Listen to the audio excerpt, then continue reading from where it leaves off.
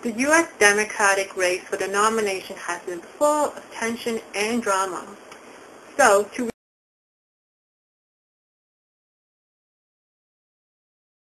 I just didn't, passionately believe it was the right thing to do.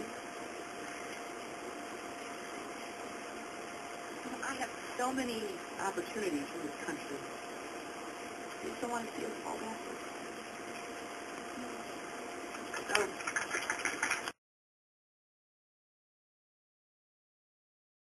came in a evasive maneuver. Those of you who have been on C-17s or C-130s know that one of their great characteristics is that they can take off very quickly and they can maneuver agilely to avoid incoming fire. There was no greeting ceremony, and we basically were told to run to our cars. Now that is what happened.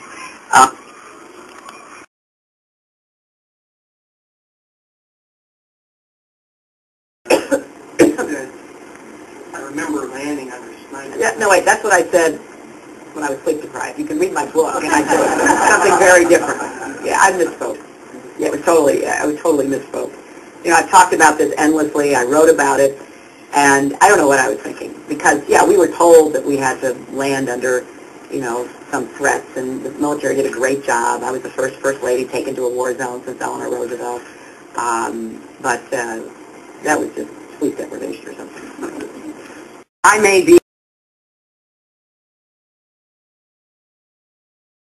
may be a lot of things, but I'm not dumb. And I wrote about going to Bosnia in my book in 2004. I laid it all out there. And you're right. On a couple of occasions in the last weeks, I just said some things that weren't in keeping with what I knew to be the case and what I had written about in my book. And, I'm embarrassed by it. I have apologized for it. I said it was a mistake. And it is, I hope, been told we cannot do this by a chorus of citizens. They will only grow louder, more dissident in the weeks and months to come. We've been asked to pause for a reality check. We've been warned against offering the people of this nation false hope. But in the unlikely story that is America, there has never been anything false about hope.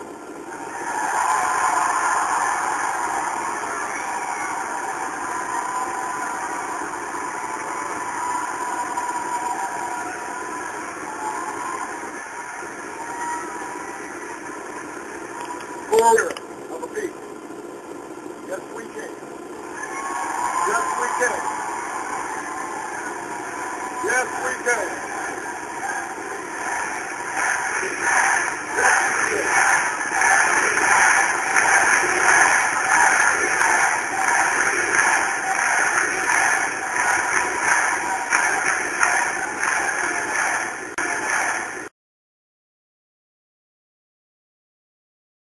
This is the kind of attack that not only undermines the core democratic values, but gives aid and comfort to the very special interests and their allies in the Republican Party who are against doing what we want to do for America.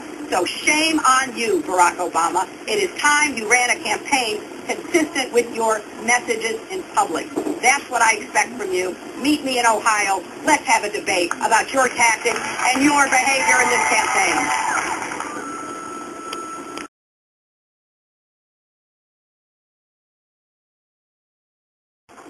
One thing that he said was true was that he wasn't, he was never my quote-unquote spiritual advisor. He was never my spiritual mentor. He was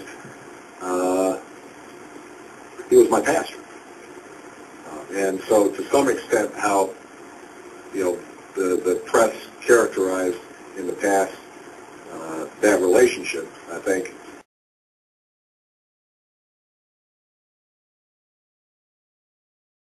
understand that this is somebody who is like an uncle. If you have to me, he's somebody who helped me find Christ, and somebody who always talked to me in very powerful ways about relationship to God and our obligations to the poor.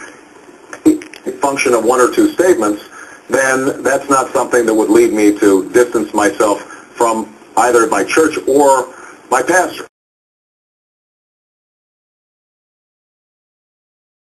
Shipped overseas, you were a corporate lawyer sitting on the board of Walmart. I was fighting these fights. So, but I want to be clear. Bad for America, and I was fighting against those ideas when you were practicing law and representing your contributor, Resco, in his slum landlord business in inner city Chicago.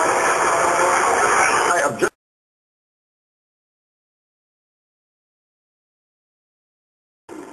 It's 3 a.m. and your children are safe and asleep.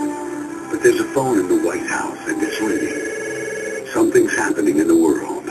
Your vote will decide who answers that call. Whether it's someone who already knows the world's leaders, knows the military, someone tested and ready to lead in a dangerous world. It's 3 a.m. and your children are safe and asleep. Who do you want answering the phone? I'm Hillary Clinton, and I approve this message.